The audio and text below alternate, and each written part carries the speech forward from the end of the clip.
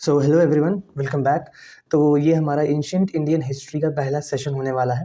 We are starting with the ancient Indian history and in this introductory session we will be discussing about some basic facts about the ancient history. Ancient history को पढ़ने से पहले we will be discussing some of the facts about history. History से related कुछ चीज़ें हैं जो कि एस्पिरेंट्स मिस कर देते हैं, जिसके कारण वो हिस्ट्री को नहीं समझ पाते हैं। Then we will be seeing then will be sometimes क्या होता है कि जो बच्चे होते हैं उनको पीरियडाइजेशन नहीं पता होता है। So we will be discussing about the periodization in the history and the most important thing कि what are the approaches of history. See, history writing is an art. History को अमेंड करके आप किसी भी तरह से उसे दिखा सकते हो, and this art is the art which is developed by historians. Historians में जो ये फीचर है, ये जो क्वालिटी है, ये उस समय की जो प्रेजेंट गवर्नमेंट है उस पर भी डिपेंड करता है। We will be dwelling upon the approaches of history, as well as we'll be talking about some of the historians, कुछ colonial historians, कुछ Marxist historians के बारे में भी हम लोग इस वीडियो में पढ़ने जा रहे हैं। ठीक है, तो ये थोड़ा सा लंबा सेशन रहने वाला है। एंड पीरियडाइजेशन के बाद सबसे इंपॉर्टेंट चीज़ है कैटेगराइजेशन ऑफ हिस्ट्री। तो हिस्ट्री को किस तरह से कैटेगराइज किया गया, एंशिएंट, मीडिएवल, मॉडर्न जो हम लोग पढ़ते हैं, इसका कैटेगराइजेशन का ओरिजिन क्या है, इसके बारे में भी हम थोड़ा सा जानेंगे। And then we will be moving about और we will be talking about in details about all the perspectives of the history. तो लंबा लेक्चर होने वाला है, एंड ये हिस्ट्री को समझने के लिए सबसे इम्पॉर्टेंट लेक्चर हम लोग कह सकते हैं। ठीक है, so without wasting further any time जानते हैं सबसे पहले कि हिस्ट्री आखिर होता क्या है। So what is history? The most important thing कि व्हाट इज़ हिस्ट्री। हिस्ट्री आखिर होता क्या है? बहुत सारे स्टूडेंट्स सोचते हैं कि हिस्ट्री का मतलब होता है रीडिंग द पास्ट और reading about the Indian history और वर्ल्ड हिस्ट्री, जो भी इवेंट्स जो पास्ट में हुए हैं, these are the meaning of the history.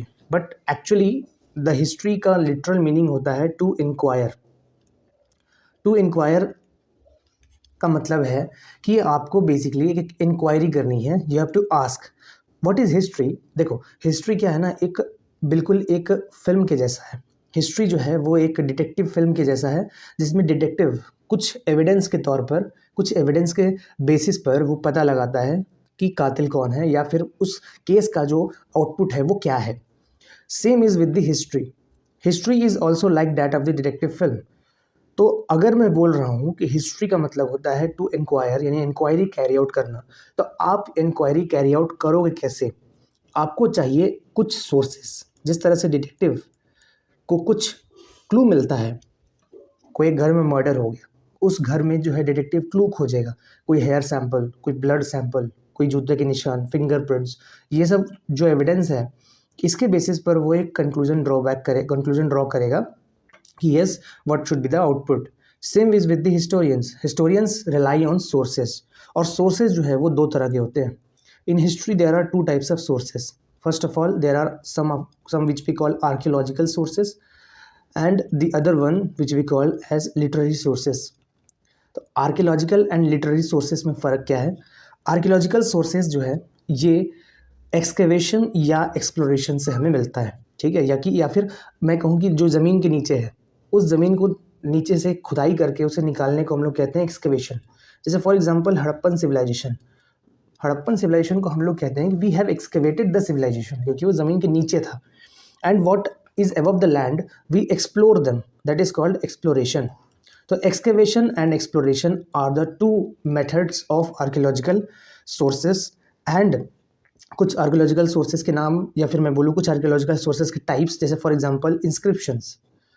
जैसे for example modern inscriptions you have found, हम लोगों को अशोकन इंस्क्रिप्शंस बहुत जगह पे मिले हुए हैं। ठीक है, इसके अलावा बहुत इंस्क्रिप्शन में बहुत सारे होते हैं। पिलर इंस्क्रिप्शंस होता है, इसके अलावा रॉक्स में भी इंस्क्रिप्शंस होता है, देन कॉपर प्लेट में भी इंस्क्रिप्शंस होता है। ठीक है, तो उसे हम लोग आने वाले सेशन में डिटेल में करेंगे। First of all we are taking a general overview in this session. Second is coins. Coins के बेसिस पर जो है वो हम लोग किसी तरह से एक हिस्ट्री को कैरी आउट कर सकते हैं, इंक्वायरी कैरी आउट कर सकते हैं। जैसे सपोज फॉर एग्जांपल आज के समय अगर मैं बोलूँ कि इंडिया का जो टेरिटरी है वो कश्मीर से कन्याकुमारी और गुजरात से अरुणाचल प्रदेश तक है, ये हमें पता है। लेकिन फॉर एग्जांपल आज से 2000 साल बाद जब ह्यूमैनिटी किसी एक दूसरे लेवल पर पहुंच गई होगी, उस वक्त अगर कोई एक्सकवेशन कैरी आउट करेगा तो उसे क्या मिलेगा? उसे मिलेंगे कॉइन्स, बहुत सारे मेटल के कॉइन्स जो कि भारत सरकार के द्वारा इशू किए जाते हैं। एंड ये कॉइन्स जो है, ये जहाँ जहाँ भी मिलेंगे वहाँ वहाँ पर हम लोग ये डिराइव कर सकते हैं, या उस समय के लोग ये डिराइव कर सकते हैं कि that must be A part of India. अगर पाकिस्तान में वो खुदाई करेंगे तो उनको पाकिस्तान में जो है वो इंडियन कॉइन्स नहीं मिलेंगे, वहाँ उनको पाकिस्तानी रुपी मिलेगा। अगर वो बांग्लादेश में खुदाई करेंगे तो उनको वहाँ पर जो है वो बांग्लादेशी टका मिलेगा, बांग्लादेशी रुपी मिलेगा। तो इसलिए कॉइन्स जो है वो हमें एक्सटेंट ऑफ द एम्पायर भी बताते हैं। Second thing that for example coins जो है वो बहुत सारे टाइप के होते हैं, gold, silver, lead, copper, protein, ये सब बहुत सारे टाइप्स के कॉइन्स जो है वो हमें देखने को मिले हैं थ्रू आउट द हिस्ट्री। तो अगर हमें गोल्ड कॉइन्स मिल रहा है, इसका मतलब क्या है कि एम्पायर की कंडीशन जो है वो काफ़ी अच्छी है। और अगर हमें सिल्वर कॉइन मिल रहा है, या फिर मैं बोलूँ कि सिल्वर कॉइन के नीचे या फिर कॉपर कॉइन मिल रहा है, कॉपर कॉइन या लीड का कॉइन मिल रहा है, तो we can assume that the empire condition was not very much good. ठीक है, इसके अलावा हम लोग मॉन्यूमेंट्स को भी कंसिडर करते हैं। For example Taj Mahal, for example Lal Qila, ये सब क्या है? ये सब मॉन्यूमेंट्स हैं मिडिएवल टाइम्स के। इन मॉन्यूमेंट्स से भी हम लोग हिस्ट्री को हम लोग जो है वो इंक्वायरी आउट करने की कोशिश करते हैं। And fourth thing is about the pottery. Pottery जो हमें बहुत अलग अलग जगह पे अलग अलग पॉटरी मिली है, red and black pottery, painted grey ware, तो ये सब अलग अलग कल्चर्स होते हैं। पॉटरी डिफाइंस कल्चर, एंड ये कल्चर जो है वो हमें आर्कियोलॉजिकल सोर्सेज में बथेरे कल्चर जो है हमें मिले हैं और हमें पढ़ना भी है। और भी बहुत सारे एग्जाम्पल्स हैं आर्कियोलॉजिकल सोर्सेज के, but these are the 4 main examples जिसके बेसिस पर हिस्टोरियंस क्या करते हैं, they construct the history. Second point is the literary sources. Literary sources में सबसे इंपॉर्टेंट है रिलीजियस सोर्सेज। लिटरेरी सोर्सेज में जो है वो 3 तरह के इंपॉर्टेंट सोर्सेज माने जाते हैं। First of all religious, then comes the secular, and third is the foreign sources. Religious sources क्या होते हैं? Religious sources are the sources which are, जो कि बेसिकली एक धर्म के बेसिस पर या फिर धर्म पर जो है वो बेस्ड लिटरेरी सोर्स होता है। जैसे for example we have the Veda, we have the Purana, या फिर मैं बोलूँ तो मुस्लिम रिलीजन में जैसे कुरान हो गया। These are the sources which are based on the religious lines. कुछ सोर्सेज जो है वो सेकुलर होते हैं। Secular sources include some of the sources like for example Kautilya Arthashastra, जो हमें जो है वो स्टेट क्राफ्ट का उदाहरण देता है। इसमें धर्म के बारे में ज़्यादा बातें हैं नहीं, ये धर्म के बारे में बात ही नहीं है, किताब धर्म के ऊपर है ही नहीं है। अगर हम लोग मिडिएवल टाइम में आए तो हमें जो है वो अकबरनामा, जो कि अबुल फजल का लिखा हुआ किताब है, ये हमें देखने को मिलता है। ठीक है, अकबरनामा। तो बहुत सारे सेकुलर सोर्सेज हमारे पास ऑलरेडी अवेलेबल हैं। Third is the foreign sources. अब इंडिया में बहुत सारे फॉरेनर्स भी तो आए हैं। जैसे फॉर एग्जांपल हम लोग एंशियंट पीरियड से बात करें तो सबसे पहला, या फिर सबसे एंशियंट टाइम से हम लोग बात करें तो जैसे for example Megasthenes road the book indica. उस इंडिका से भी हमें बहुत सारे सोर्सेज मिलते हैं, बहुत सारे हिस्ट्री को कंस्ट्रक्ट करते हैं। जैसे फॉर एग्जांपल मेगास्थनीज एडमिनिस्ट्रेशन के बारे में बहुत कुछ लिख कर रखा है। ठीक है, इसके अलावा अगर हम लोग बात करें कुछ चाइनीज़ ट्रैवलर्स की, तो चाइनीज़ ट्रैवलर्स में जैसे आपको मिलेगा ह्यून सांग, है ना, ह्यून सांग, या फिर फाहियान हो गया, है ना, फाहियान हो गया, ठीक है, या फिर इटसिंग हो गया। तो ये सब जो है वो एंशिएंट पीरियड के कुछ जो है वो फॉरेन सोर्सेस रहे हैं, फॉरेन ट्रैवलर्स रहे हैं। और ये फॉरेन ट्रैवलर्स जो है यहाँ इंडिया में आकर वो हिस्ट्री लिखते थे, और ये हिस्ट्री जो है ये अपने कंट्री में जाकर उनको जो है वो पैट्रोनाइजेशन मिलता था इनकी हिस्ट्री को लेकर। ठीक है, इसके अलावा हम जब मिडिएवल पीरियड में आते हैं तो हमें जो है मोरक्कन ट्रैवलर इब्न बतूता मिलता है ना, ये भी जो है मोरक्को से आया था। एंड इब्न बतूता जो है वो इंडिया के बारे में बहुत सारे बातें जो है वो बताता है। इसके अलावा अगर हम लोग मॉडर्न पीरियड में आए तो टाइवर्नियर हो गए, इसके अलावा राल्फ फिच हो गया। ये सब फॉरेन सोर्सेस हैं या फिर फॉरेन ट्रैवलर्स हैं जिन्होंने अपने अपने अकाउंट में कुछ ना कुछ लिख कर रखा है इंडिया के बारे में, और उससे भी हम लोग इंडिया की हिस्ट्री को कंस्ट्रक्ट करने का काम करते हैं। So basically we can say that history, that means to inquire, and for this inquiry we need some sources, and these sources are archaeological and literary sources. Archaeological sources are just like for example 4 types: inscriptions, coins, monuments, pottery, और भी बहुत सारे हैं, बथेरे हैं, etc. And literary sources are mainly 3 types: religious, secular and foreign sources. ठीक है। इसके बारे में हम लोग और आगे बात करेंगे। सोर्सेज के बारे में हम अलग से जो है एक चैप्टर लेंगे, डोंट वरी अबाउट इट, ठीक है, क्योंकि सोर्सेज बड़ा चैप्टर है और सोर्सेज के बारे में हम लोग इंट्रोडक्टरी सेशन में बहुत ज़्यादा बात करेंगे तो फिर सेशन बहुत लंबा हो जाएगा। तो 1 घंटे का हम लोग सेशन जो है वो सोर्सेज के ऊपर ही लेंगे, ठीक है। तो सोर्सेज की रिलायबिलिटी कितनी है ये भी हम लोग उस पर बात करेंगे कि आर द सोर्सेज रिलायबल। कुछ सोर्सेज जो है वो रिलायबल हैं, कुछ सोर्सेज रिलायबल नहीं है। कुछ ऐसे सोर्सेज भी अगर मैं आज लिख दूँ कि prime minister Narendra Modi is the greatest leader, उनमें कोई कमी है ही नहीं, और मैं उसे जो है वो ज़मीन में दफना दूँ एंड आफ्टर 2000 ईयर्स किसी इंसान को वो मिल जाए, तो वो इंसान जो उस चीज़ को पढ़ेगा वो तो गलत पढ़ लेगा। भाई कोई भी लीडर अगर होता है तो उन लीडर में कुछ अच्छी बातें भी होती हैं, कुछ बुरी बातें भी होती हैं। तो अगर वो सोर्स के थ्रू अगर वो जानकारी लेते हैं और हिस्ट्री कंस्ट्रक्ट करते हैं आज के समय की, तो वो तो गलत हिस्ट्री कंस्ट्रक्ट कर लेंगे ना। तो that's Y there are some limitations of the archaeological, there are some limitations of the literary sources and we have to dwell upon it in the sources chapter, not here, ठीक है। तो सबसे important चीज़ है now, अब history को construct करने के लिए जब से पहली बार हिस्ट्री को, इंडिया की हिस्ट्री को कंस्ट्रक्ट किया किसने, तो कॉलोनियल लोगों ने, ब्रिटिशर्स लोगों ने। जब वो भारत आए तो उनको अपने आप को जो है वो इंडिया के हिसाब से जो है वो ढालना था, ठीक है। तो सबसे पहली बार ब्रिटिशर्स ने हिस्ट्री लिखना स्टार्ट किया इंडिया का, जिनको हम लोग कहते हैं colonial historians, they are colonial historians, ठीक है। तो कॉलोनियल हिस्टोरियंस ने सबसे पहली बार इंडिया की हिस्ट्री जो है वो डिकोड करना शुरू की, ठीक है। तो इसमें सबसे इम्पॉर्टेंट है, अच्छा आपको ये भी समझना होगा कि भाई कॉलोनियल हिस्टोरियंस को क्या ज़रूरत पड़ी, कॉलोनियल हिस्टोरियंस को इंडिया की हिस्ट्री डिकोड करने की क्या ज़रूरत पड़ी। सबसे इम्पॉर्टेंट बात ये आपको समझना है कि अगर प्रेजेंट डे अगर आपको भी किसी एक अफ्रीकन कंट्री, सपोज करो नाइजीरिया में, अगर आपको एक एडमिनिस्ट्रेटर के रूप में भेजा जाए, क्या आप वहाँ पे एडमिनिस्ट्रेशन चला सकते हो?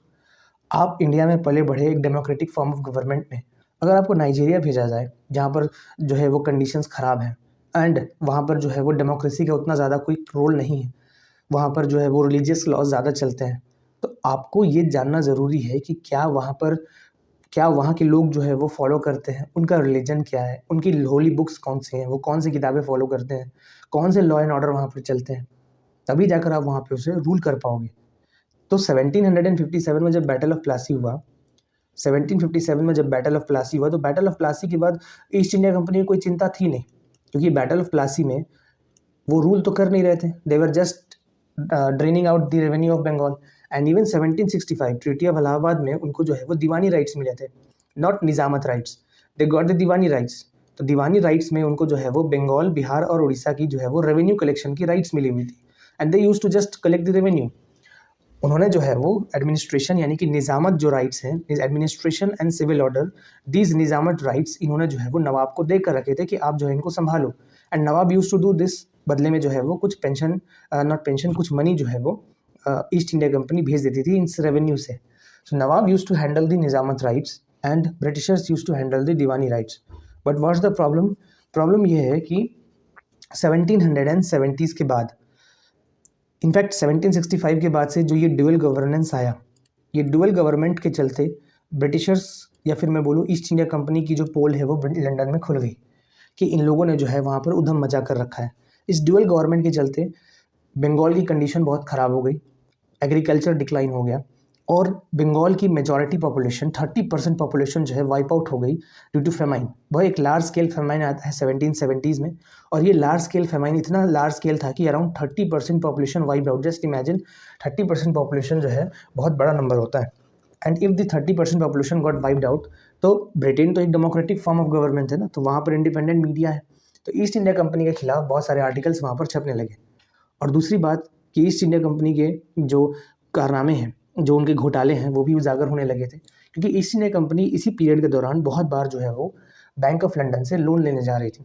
जबकि वट हो क्या रहा था, आयरनी की बात यह है कि जो भी ऑफिसर्स इंडिया में अपॉइंट होते थे वो सारे ऑफिसर्स इंडिया से अमीर होकर लौट रहे थे, जबकि जो ब्रिटिश ईस्ट इंडिया कंपनी है, कंपनी जो है वो दिवालिया हो रही थी। So how this is possible कि एक ऑफिसर वो अमीर होकर लौट रहा है एंड कंपनी जो है वो दिवालिया हो रही है। हर हफ्ते जो है कंपनी हर 15 दिन में लोन मांगने जो है वो बैंक चली जा रही है। एंड सबसे इम्पॉर्टेंट चीज़ कि दुनिया की सबसे पहली बार एक corporate bail out package British parliament ने निकाला ईस्ट इंडिया कंपनी के लिए, लेकिन साथ में एक कंडीशन रखा कि now we will regulate you. अब हम लोग जो है वो आपको रेगुलेट करेंगे, क्योंकि आप क्या कर रहे हो क्या नहीं कर रहे हो हमें जो है ये पता होना चाहिए, तो हम लोग जो है वो आपको रेगुलेट करेंगे। तो इससे आता है रेगुलेटिंग एक्ट। 1773 का रेगुलेटिंग एक्ट जो है वो कंपनी को रेगुलेट करता है, और गवर्नमेंट के द्वारा भेजा जाता है किसे, ब्रिटिश पार्लियामेंट के द्वारा भेजा जाता है वॉरेन हेस्टिंग्स को। ये वॉरेन हेस्टिंग्स जो है he became the governor general of Bengal in 1773। पहले वो गवर्नर ऑफ बंगाल था, बाद में जाके 1773 के एक्ट से ही became the governor general of Bengal. And governor general of Bengal बनने के बाद इसके सामने सबसे बड़ी समस्या आई कि एडमिनिस्ट्रेशन कैसे संभालना है। नाउ इंडिया में जो है वो इसने ऑब्जर्व किया कि एडमिनिस्ट्रेशन जो है, या फिर मैं बोलूँ कि जो लोग हैं वो दो तरह के हैं, मेजॉरिटली दो रिलीजन के लोग यहाँ पर रहते हैं। First of all is Hindu and second one is Muslims. And जो हिंदूज लॉ है, या मैं बोलूँ हिंदूज जो है वो हिंदू लॉ फॉलो करते हैं, यानी कि धर्मशास्त्र धर्म स्मृति के लॉ फॉलो करते हैं। एंड जो मुस्लिम्स हैं they were following the Sharia law. तो धर्मशास्त्र धर्मसूत्र धर्म स्मृति या शरिया लॉ वॉरेन हेस्टिंग्स को तो नहीं पता है ना, उसे वो तो एक नया देश ब्रिटेन से आया है और फिर वो तो इन सब लॉ से अनजान है। Then what he did he started, और मैं कहूँ कि ही मेड एक कैलकाटा मदरसा। उसने जो है वो कैलकाटा मदरसा की स्थापना करी। एंड कैलकाटा मदरसा में इसने जो है वो जितने भी हिंदू लॉज हैं और जितने भी मुस्लिम लॉज हैं उन सभी को जो है वो इंग्लिश में कन्वर्ट करना शुरू कर दिया। दैट मीन्स इसने क्या किया, जितने भी कैलकाटा के या फिर बंगाल के पंडित थे उनको बुलवाया, और दूसरी तरफ मौलवीज़ हैं इनको बुलवाया, और इनसे कहा कि पहले तो इनको इंग्लिश सिखाई, और इनसे कहा कि कन्वर्ट दिस लॉज, तुमने अपने हिंदू लॉज जो है, जो धर्मसूत्र धर्म स्मृति के जो लॉज हैं इनको कन्वर्ट करो इंग्लिश में। एंड मुस्लिम्स या फिर मौलवी से कहा कि आप अपने शरिया लॉज को भी जो है वो इंग्लिश में जो है वो ट्रांसलेट दोज लॉज। एंड ये जो लॉज हैं, ये जो दोनों लॉज हैं धर्मशास्त्र और शरिया, इन दोनों लॉज को मिलाकर इसने एक किताब लिखी that is called code of Gentoo laws. इस कैलकाटा मदरसा ने एक लॉ बनाया, या फिर मैं बोलूँ कोड बनाया, जिसे इसने नाम दिया कोड ऑफ गेंटू लॉज। ये कुछ नहीं था, एक बुक था जिसमें बहुत सारे लॉज लिखे हुए थे, बेसिकली एक कोड था, जैसे हम लोग आईपीसी को बोलते हैं ना, तो पीनल कोड यानी कि सजा देने के लिए जितने भी कोड हैं वो इसमें दिए हुए हैं, प्रावधान दिए हुए हैं।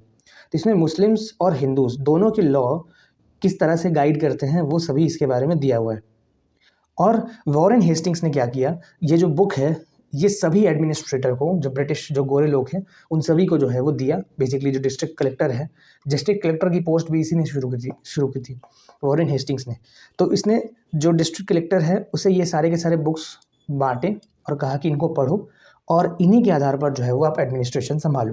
बिकॉज एक डिस्ट्रिक्ट में कलेक्टर को ही सब कुछ करना है, कलेक्टर को रेवेन्यू भी कलेक्ट करना है, कलेक्टर को जो है वो लॉ एंड ऑर्डर भी देखना है। तो लॉ एंड ऑर्डर के लिए इसने जो है इस बुक का रेफरेंस जो है सबको दिया कि take this book and use it.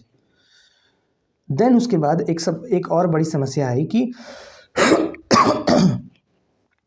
हम लोगों ने बेसिक चीज़ें तो कर ली, कि हम लोगों ने जो है लॉज को डिकोड कर लिया, बेसिक लॉज को डिकोड कर लिया, लेकिन अगर हमें इंडियन कल्चर के बारे में जानना है तो हमें जो है वो इंडिया की हिस्ट्री को डिकोड करना होगा।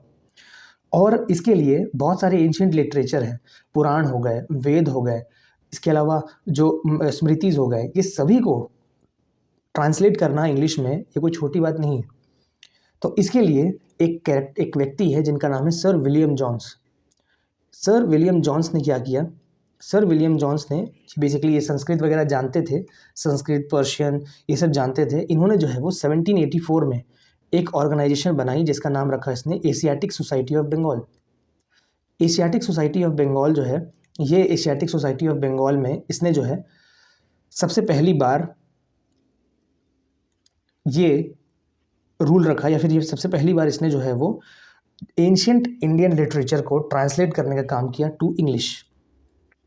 जो भी एंशिएंट इंडियन लिटरेचर है, कोई भी एंशिएंट इंडियन लिटरेचर हो, उसे जो है वो इंग्लिश में ट्रांसलेट करने का काम किया। और इसी ट्रांसलेशन के बेसिस पर 1900 में एक किताब, या फिर मैं बोलूँ 5 वॉल्यूम्स लिखा गया, किसके द्वारा, विंसेंट आर्थर स्मिथ के द्वारा। एंड दिस 5 वॉल्यूम्स, ये जो 5 वॉल्यूम है, ये 5 वॉल्यूम जो है इसमें जो इंडियन हिस्ट्री है उसको एक क्रोनोलॉजिकल वे में लिखा गया था। तो बेसिकली ये 5-7 सालों के अंदर अंतराल में लिखा गया। 1900 में ये चीज़ें शुरू हुई थी। 5-7 सालों के अंतराल में ये 5 वॉल्यूम विंसेंट आर्चर स्मिथ ने लिखा। और ये जितने भी वॉल्यूम्स हैं इन सभी वॉल्यूम्स को government universities and government colleges as well as government schools इन सभी में जो है वो पढ़वाना शुरू कर दिया गया। इससे हुआ क्या? इससे हुआ ये कि एक पूरी की पूरी जो जनरेशन है वो एक ऐसी जनरेशन बाहर निकल कर आई जो कि ब्रिटिश हिस्ट्री को पढ़ी हुई थी। और आपको क्या लगता है कि इन्होंने जो है वो किस तरह की हिस्ट्री लिखी होगी? इन्होंने बेसिकली उसी तरह की हिस्ट्री लिखी थी। इंडियंस की हिस्ट्री को इसने जो है इन्होंने जो है वो जो अच्छी चीज़ें हैं वो इन्होंने जो है इसे नहीं बताया, और जो नेगेटिव चीज़ें हैं वो इन्होंने जो है पॉइंट आउट करके रखा था। जैसे फॉर एग्जांपल आपके कंट्री में है जो है वो हमेशा से डिस्पोटिक रूल रहा है। डिस्पोटिक रूल का मतलब है कि आपके कंट्री में हमेशा जो है वो तानाशाह राजा रहे हैं जो हमेशा लोगों पर जुल्म ढाते थे। आप लोगों को जो है वो मोनार्की की आदत लग गई है। You have been ruling under the despotism. आपने कभी भी जो सिविलाइजेशन देखा नहीं है, and we have came here to give you the civilization. हम लोग आपको सिविलाइजेशन देने आए। यही चीज़ ब्रिटिश गवर्नमेंट ने 100 साल तक प्रोपेगेंडा फैलाया। जितने भी नेशनलिस्ट लीडर्स थे कांग्रेस के, जो मॉडरेट लीडर्स थे खासकर, उन सभी के माइंड में ये बैठा हुआ था कि Britishers are here for our good. वो हमारे भले के लिए है। भले के लिए तो वो आए नहीं थे, लेकिन उनको ये सभी स्कूल्स, यूनिवर्सिटीज़ और कॉलेज में ऐसी हिस्ट्री पढ़ाई गई कि आपको जो है वो देखो पास्ट में कितना एट्रोसिटी हुआ। मिडिएवल में इस्लामिक रूलर आ गए तो उन्होंने एट्रोसिटी किया। Now we are here to do good. आप लोगों को सिविलाइज करने आए हैं, एंड फॉर सिविलाइजेशन हम लोग जो है वो आप लोग के ऊपर रूल कर रहे हैं। ठीक है, तो ये हिस्ट्री जो है ब्रिटिश गवर्नमेंट ने प्रमोट की, और ब्रिटिश गवर्नमेंट ने प्रमोट चूँकि इस हिस्ट्री को किया, इसलिए हम लोग जो है इसे हम लोग इन हिस्टोरियंस को हम लोग जो है वो कॉलोनियल हिस्टोरियंस कहते हैं। क्योंकि इनको लेजिटिमेसी देने का काम किसने किया? कॉलोनियल गवर्नमेंट ने। कॉलोनियल गवर्नमेंट ने जो भी गवर्नमेंट होती है, गवर्नमेंट अपने हिसाब से जो है वो हिस्ट्री लिखवाने का काम करती है अपने हिसाब से, यानी कि अपनी ज़रूरत के हिसाब से। कॉलोनियल गवर्नमेंट को क्या ज़रूरत थी? कॉलोनियल गवर्नमेंट को ज़रूरत थी कि जो इंडियंस हैं उन इंडियंस के अंदर जो है एक इन्फीरियरिटी की भावना है, to make the Indians inferior. तुम्हारे अंदर एक इन्फीरियरिटी की भावना आए ताकि क्या हो, आप जो है वो हमारा रूल तुरंत एक्सेप्ट कर लो। दूसरी बात कि इन्होंने हिस्ट्री का इस्तेमाल करके जो है वो यही सब बताया कि देखो मुस्लिम्स ने तुम्हारे साथ कितना बुरा किया। हिंदूज़ को बोला गया कि देखो मुस्लिम्स ने तुम्हारे साथ कितना गलत किया। मुस्लिम्स को बोला गया कि देखो हिंदूज़ ने तुम्हारे साथ कितना गलत किया। तो हिंदू मुस्लिम डिवाइड इन्होंने जो है वो इस हिस्ट्री के थ्रू शुरू कर दिया। हिंदूज़ और मुस्लिम्स के बीच में जो दरार है, ये सबसे पहले स्टार्ट करने का काम जो है ये कॉलोनियल हिस्टोरियंस ने किया। कॉलोनियल हिस्टोरियंस के आपको बहुत सारे नाम मिल जाएंगे। जैसे फॉर एग्जांपल अभी मैंने बताया एक विंसेंट आर्थर स्मिथ, ये कॉलोनियल हिस्टोरियन है। इसके अलावा बहुत सारे और हिस्टोरियंस भी है, जैसे फॉर एग्जांपल जॉन मार्शल, है ना। वी गॉर्डन चाइल्ड की जो थ्योरी है वो 50 सालों तक जो है वो पढ़ाई गई ब्रिटेन के कॉलेजेस में। अब तो खैर वो बुक रिफ्यूट हो गई है, लेकिन आप इमेजिन करो कि 50 साल तक अगर आपकी किताब जो है यूनिवर्सिटी में पढ़ाई गई है तो पूरा का पूरा एक ब्रेन वॉश जनरेशन आपने पैदा किया है। इसी को काउंटर करने के लिए नेशनलिस्ट वर्जन आया। नेशनलिस्ट लोगों ने जो है वो अपनी हिस्ट्री लिखना शुरू किया। यहाँ मैं लिख दे रहा हूँ, नेशनलिस्ट वर्जन ने जो अपनी हिस्ट्री लिखना शुरू किया, ये नेशनलिस्ट लोगों ने जो है पहली बार ऑब्जर्व किया कि भाई ब्रिटिशर्स जो कह रहे हैं वो आधी बात जो है ये बता रहे हैं। जब इंडिया की जो फ्रीडम स्ट्रगल है उसमें मॉडरेट्स के बाद जो लीडर्स आए, खासकर एक्सट्रीमिस्ट लीडर्स और जो गांधीयन लीडर्स हैं, इन सभी ने एक चीज़ नोटिस किया है कि जो ब्रिटिशर्स हैं वो आपको गलत हिस्ट्री जो है वो पढ़ा रहे हैं। ऑब्वियस सी बात है, कितने साल तक आप झूठ बोलोगे, कभी ना कभी तो आप पकड़े जाओगे। और जैसे ही 1920s का या 1921 का हड़प्पन सिविलाइजेशन बाहर आया, हड़प्पन सिविलाइजेशन के बाहर आने के बाद लोगों को ये समझ में आया कि नहीं, हमारा जो इतिहास है वो बहुत पुराना है। हड़प्पन सिविलाइजेशन के आने के बाद हमारा हिस्ट्री जो है वो 2500 साल पहले और पीछे खिंच गया। पहले जो है वो वैदिक पीरियड से, या मैं बोलूँ कि अलेक्जेंडर के इन्वेजन से माना जाता था। विंसेंट आर्थर स्मिथ ने यही बताया कि अलेक्जेंडर की इन्वेजन जो कि 326 में हुआ, 326 BC से आपका इतिहास शुरू होता है। एंड अलेक्जेंडर के इन्वेजन के बाद आप लोगों को जो है वो कॉलोनाइज किया गया, और अलेक्जेंडर ने आप लोगों को जो है कॉलोनाइजेशन या फिर सिविलाइज्ड रहना सिखाया। लेकिन फिर इस्लामिक रूलर्स आ गए, इस्लामिक रूलर्स में बैरबरिज्म हुआ, अब बैरबरिक तरीके से रहें, और उसी को जो है हम लोग ठीक करने के लिए आए हैं। ये तो उनका वर्जन था। लेकिन हड़प्पन सिविलाइजेशन के डिस्कवर होने के बाद ये चीज़ क्लियर हो गई कि हड़प्पन सिविलाइजेशन जो कि एक अर्बन सिविलाइजेशन हुआ करती थी, ये तब सिविलाइजेशन में आई थी या तब इस्टेब्लिश हुई थी जब ब्रिटिशर्स या फिर जो ब्रिटेन है अब पूरे यूरोप में, वहाँ पर ट्राइबलिज्म चल रहा था, कुछ था ही नहीं, वहाँ पे स्टोन एज चल रहा था। जब वहाँ पर स्टोन एज चल रहा था, यहाँ पर हमने जो है वो अर्बन सिविलाइजेशन खड़ा कर दिया। तो जो भी बची कुची कसर लोगों के अंदर में थी ब्रिटिश सुपीरियोरिटी को लेकर, ये चीज़ हड़प्पन सिविलाइजेशन ने पूरी तरह से ख़त्म कर दी। इसके अलावा 1918 में बाल गंगाधर तिलक ने एक किताब लिखी, Arctic home of Aryans. Arctic home of Aryans जो है ये एक ऐसी किताब है जिसमें इन्होंने जो है वो आर्यन ओरिजिन के बारे में बात किया है। आर्यन ओरिजिन में इन्होंने बताया कि किस तरह से हमें ऋग्वेद में मेंशन मिलता है कि आर्यंस अपने आप को, आर्यंस जिस लैंड से आ रहे हैं वो बताते हैं कि हमारे यहाँ जो है वो 6 मंथ डे और 6 मंथ नाइट होता है, और 6 मंथ डे और 6 मंथ नाइट जो है वो सिर्फ एक जगह पे होता है, that is Arctic circle. Antarctica में भी होता है, लेकिन कॉमन सेंस की बात है कि वो आर्कटिक सर्कल से ही एशिया में एंटर करेंगे। तो आर्कटिक सर्कल से ही ये लोग आए होंगे कहीं ना कहीं। और बाद में जाकर सावरकर ने जो है ये क्लियर भी किया कि जो सेंट्रल एशिया है या जो स्टेपे का रीजन है, वहाँ से ये आर्यंस जो है वो माइग्रेट हुए, और सेंट्रल एशिया से जो है एक ब्रांच यूरोप गया, और दूसरा ब्रांच जो है वो यही सेंट्रल एशिया से एक ब्रांच जो है ईरान होकर आया। ईरान आया with the Caspian sea route, और ईरान के बाद यही एक जो ब्रांच है, ईरान का जो ब्रांच है वो ग्रेजुअली 1500 ऑनवर्ड्स, 1500 BC ऑनवर्ड्स जो है वो इंडिया की तरफ माइग्रेट हुआ है, जिन्हें हम आर्यंस कहते हैं। तो अगर सेंट्रल एशिया से जो लोग यूरोप गए वही लोग इंडिया में भी आए हैं, तो इसका मतलब यूरोपियंस और इंडियंस के जो खून है वो दोनों का ओरिजिन सेम है। तो how can you say that you have superior race? English अपने आप को हमेशा सुपीरियर कहते थे, हमेशा अपने आप को ऐसे प्रोजेक्ट करते थे कि we are superior than you, हम लोग सिविलाइज्ड हैं।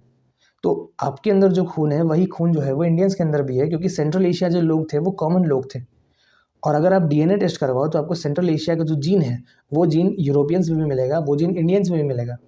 तो ये चीज़ 110% कन्फर्म हो गई कि भाई जो यूरोपियंस पिछले 200 सालों से बताते आए हैं कि we are here for you, we are here for you, we are here to civilize you, ये सब बातें जो है वो सरासर झूठ है। ठीक है। इसके अलावा बाल गंगाधर तिलक ने बहुत और भी बातें लिखी, गीता रहस्य लिखा। इसके अलावा 1920s में जो लाला लाजपत राय हैं उन्होंने एक सीरीज स्टार्ट की ग्रेट इंडियन लीडर्स के ऊपर, और इसमें जो है इन्होंने ग्रेट इंडियन लीडर्स जैसे फॉर एग्जांपल महाराणा प्रताप, रानी लक्ष्मीबाई, इनके ऊपर जो है एक सीरीज़ लिखना शुरू किया। तो इससे लोगों के अंदर एक नेशनलिज्म की भावना आई, या फिर इन लोगों के अंदर भी जो है वो पैट्रियोटिज्म आया कि भाई हमारे जो पूर्वज हैं वो इतने महान थे। पृथ्वीराज चौहान जो है वो इस्लामिक रूलर से डायरेक्टली लड़ा, झांसी की रानी जो है वो directly British east India company से लड़ गई, और विनायक दामोदर सावरकर ने जो है फर्स्ट वॉर ऑफ इंडिपेंडेंस कहा था 1857 का रिवोल्ट को, कि हमारे लिए पहली बार जो है आज़ादी की लड़ाई अभी की लड़ाई नहीं है, वो ऑलरेडी 100 साल पहले, 90 साल पहले, 70 साल पहले जो है वो हो चुकी है, दैट इज 1857। तो ये सब बातें जब बाहर आई, नेशनलिस्ट लोगों ने जो है इन सब बातों को आगे बढ़ाया, और नेशनलिस्ट हिस्टोरियंस भी थे। नेशनलिस्ट ये बाल गंगाधर तिलक भी तो हिस्टोरियन ही थे ना, इनको भी हिस्टोरियन का टैग मिलता है, इन्होंने बहुत सारी किताबें लिखी हैं। तो जो नेशनलिस्ट हिस्टोरियंस थे इनमें सबसे बड़ा नाम जो है वो आपको देखने को मिलेगा, दैट इज़ सर जादूनाथ सरकार। ठीक है, इसमें सबसे बड़ा नाम है सर जादूनाथ सरकार, और आरसी मजुमदार। ये सब जैसे जो लोग हैं ये जो है नेशनलिस्ट हिस्टोरियन की कैटेगरी में आते हैं। इन्होंने कॉलोनियल वर्जन के विपरीत अच्छी अच्छी बातें जो है वो लोगों को बताना शुरू की, इंडिया के बारे में अच्छी अच्छी बातें बढ़ा चढ़ा कर बताना जो है वो शुरू किया। So these are the nationalist historians. लेकिन 1947 में भारत आज़ाद हुआ, और 1947 में भारत के पहले प्रधानमंत्री that is Jawaharlal Nehru picture में आए। जवाहरलाल नेहरू ने जो ये हिस्ट्री है, जवाहरलाल नेहरू ने ये कहा कि भाई अब हमें जो है जो ये हिंदू मुस्लिम डिवाइड है इसे बंद करना है, क्योंकि नेशनलिस्ट हिस्टोरियंस की प्रॉब्लम ये थी ना कि आपने नेशनलिज्म के नाम पे आपने जो है वो हिंदू कर दिया पूरा। आपने जो है वो आर्यंस के बारे में बता दिया कि ये देखो हम हिंदू रिलीजन जो है वो आर्यन रिलीजन से ही आया है, और आर्यन रिलीजन सेंट्रल एशिया से आए हैं। आपने शिवाजी फेस्टिवल शुरू कर दिया, आपने जो है वो गणपति फेस्टिवल शुरू कर दिया 1893 में। तो आप ये सब चीज़ें जो कर रहे हो, इससे आपने हिंदू नेशनलिज्म तो जगा दिया, लेकिन इस्लामिक नेशनलिज्म का क्या? इस्लामिक नेशनलिज्म अलूफ रह गया, जिसके कारण इस्लामिक नेशनलिज्म अलूफ रहने के कारण ये इस्लामिक रिलीजन वाले लोग या मुस्लिम्स लोग कभी भारत के नेशनलिज्म से अपने आप को जोड़ ही नहीं पाए। और यही कारण है कि जवाहरलाल नेहरू ने जब भारत आज़ाद हुआ तो नेहरू जब फर्स्ट प्राइम मिनिस्टर बने तो उन्होंने कॉलोनियल वर्जन और नेशनल वर्जन दोनों को जो है वो खारिज कर दिया। इनका ये कहना था कि एक ऐसा न्यूट्रल वर्जन बनाओ जो कि रिलीजन के बेसिस पर ना हो, जिसमें धर्म का कोई एंगल ना हो और हिस्ट्री जो है वो बाइज्ड ना हो। तो यहाँ पर पिक्चर में आते हैं तीसरे टाइप के historians, that is Marxist historians. Marxist historians जो है, इतना जान लो कि ये जो है ना, ये इकोनॉमी पर फोकस करते हैं, इकोनॉमिक बेसिस पर ये हिस्ट्री लिखते हैं। यानी कि अगर आपको हिंदू हिस्टोरियंस या नेशनलिस्ट हिस्टोरियंस ये बोल रहे हैं, ये बोलेंगे कि देखो सोमनाथ टेम्पल जो है, या कॉलोनियल हिस्टोरियंस भी यही बोलेंगे कि देखो सोमनाथ टेम्पल को जो लूटा गया, सोमनाथ टेम्पल को जो गजनी है उसने इसलिए लूटा क्योंकि वो मुस्लिम था। लेकिन मार्क्सिस्ट हिस्टोरियंस का ये कहना है कि जो सोमनाथ टेम्पल है उसको लूटने का कारण कोई धर्म नहीं है, उसको लूटने का कारण है पैसा। एंशियंट टाइम में टेम्पल जो है ये एक बैंकिंग इंस्टीट्यूशन या एक फाइनेंशियल इंस्टीट्यूशन हुआ करता था। तो आज के समय अगर आपको लूटना है तो सबसे बेस्ट जगह क्या है? बैंक है, बैंक ही आप लूटोगे। या फिर आप जो है कोई एक अर्बन शहर लूटोगे, कोई दिल्ली मुंबई जैसा शहर लूटोगे जहाँ पर बिलियनियर्स रहते हो। तो उसी टाइम पर पैसा जो है वो सिर्फ दो जगह पे हुआ करता था, एक तो सबसे पहली बात टेम्पल्स और दूसरा कैपिटल सिटीज़। और दिल्ली को कई बार लूटा भी गया है ना, नादिर शाह का इन्वेजन, अहमद शाह अब्दाली का इन्वेजन। तो कैपिटल सिटीज़ को कई बार लूटा गया है, टेम्पल्स को कई बार लूटा गया है और टेम्पल्स को तोड़ा भी गया है। तो मार्क्सिस्ट हिस्टोरियंस इस तरह से हिस्ट्री कंस्ट्रक्ट करने लगे कि देखो टेम्पल्स को तोड़ने का कारण सिर्फ और सिर्फ रिलीजन नहीं है, टेम्पल्स को तोड़ने का कारण सिर्फ और सिर्फ जो है वो इकोनॉमिक अप्रोच है, यानी कि पैसा है। टेम्पल के अंदर उसको पैसा चाहिए था, उस गजनी को पैसा चाहिए था, पैसा था मंदिर में, और उसने जो है वो मंदिर को तोड़ दिया।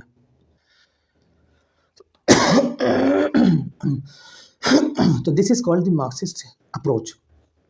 तो ये जो मार्क्सिस्ट अप्रोच है, ये मार्क्सिस्ट अप्रोच या मार्क्सिस्ट हिस्टोरियंस जो है 1947 के बाद से जो है वो पिक्चर में आना शुरू हुए। इसमें बहुत सारे नाम है, जैसे फॉर एग्जांपल सबसे पहले तो जो इसके प्रोपाउंडर हैं या फाउंडर माने जाते हैं डी.डी. कौशाम्बी। इनका नाम तो मेंशन करना बनता है, डी.डी. कौशाम्बी। इसके बाद आर.एस. शर्मा आए, है ना, आर.एस. शर्मा आए। इसके बाद सतीश चंद्र, ठीक है, और भी बहुत सारे हैं। भूपिंदर सिंह जो है पहले मार्क्सिस्ट हुआ करती थी, बाद में जाके रिविजनिस्ट हिस्टोरियन बन गई। तो मार्क्सिस्ट हिस्टोरियंस जो है वो हिंदू मुस्लिम या फिर रिलीजियस एंगल से हिस्ट्री को निकाल कर वो इकोनॉमी पर्सपेक्टिव से हिस्ट्री को लेकर गए। और यहाँ पर नेहरू गवर्नमेंट को ज़रूरत थी, और इसलिए नेहरू गवर्नमेंट ने मार्क्सिस्ट हिस्टोरियंस को जो है वो फंडिंग भी की और इनको लेजिटिमेसी भी दिया। ऑब्वियसली जिसकी सरकार है वही जो है आपको फंडिंग करेगा।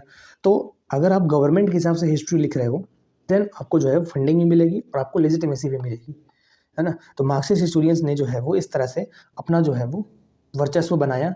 अराउंड 2010 तक जो है इनका जो हिस्ट्री है वो हमेशा जो है वो हर कॉलेजेस में पढ़ाया जाता था। इनफैक्ट यही हिस्ट्री चला करता था, मार्क्सिस्ट पर्सपेक्टिव जो है वो चला करता था। लेकिन अभी कुछ दिनों से जो है, या मैं कहूँ 2014 के बाद से जो हिंदू हिस्टोरियन है वो लाइमलाइट में आ गए। हिंदू हिस्टोरियन जो है, जैसे फॉर एग्जांपल मीनाक्षी जैन जो है भी रिसेंट हिंदू हिस्टोरियन है, जो कि गवर्नमेंट उनको फंडिंग दे रही है, गवर्नमेंट उनको लेजिटिमेसी भी दे रही है। इसीलिए प्रेजेंट गवर्नमेंट के हिसाब से मीनाक्षी जैन जो है एक फिट हिस्टोरियन बैठती हैं, जबकि मार्क्सिस्ट हिस्टोरियन जो है वो कांग्रेस गवर्नमेंट के टाइम थी, लेकिन अब वो जो है वो आउटडेटेड हो चुके हैं गवर्नमेंट के हिसाब से, ठीक है। एक और पर्सपेक्टिव है जिसे हम लोग कहते हैं